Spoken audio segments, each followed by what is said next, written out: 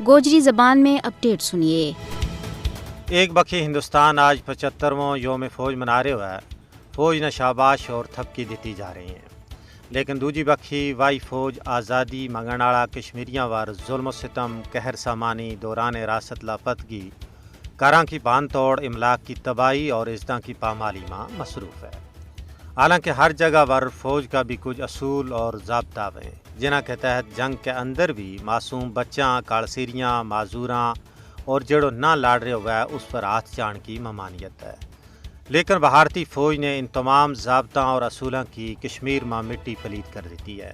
انسانی حقوق کا چارٹر نہ پیراں ایٹ چت دیتو ہے۔ انسانیت کی تحقیر و تذلیل کو ایک نہ ختم ہونے والا سلسلہ بدستور جاری ہے۔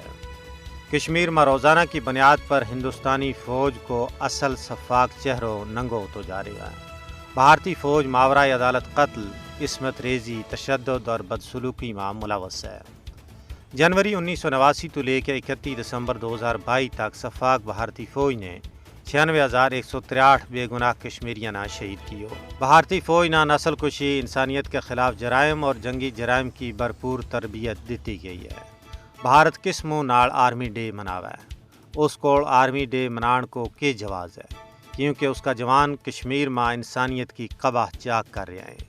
نہ صرف کشمیر بلکہ بھارتی فوج نے پچھلی 2 دہائیوں کے دوران بھارت کا شمال مشرقی علاقہ میں بھی ہزاراں لوگوں نے قتل کیا ہے۔ انسانی حقوق کی عالمی تنظیموں نے کشمیر میں بھارتی فوج کی بربریت نہ دستاویزی شکل دیتی ہے۔ کشمیری محکوم عوام نے یہ امید ہے کہ ایک نہ ایک دن بھارتی فوجیاں نہ اپنا کرتوتوں کی سزا چانی پائے گی۔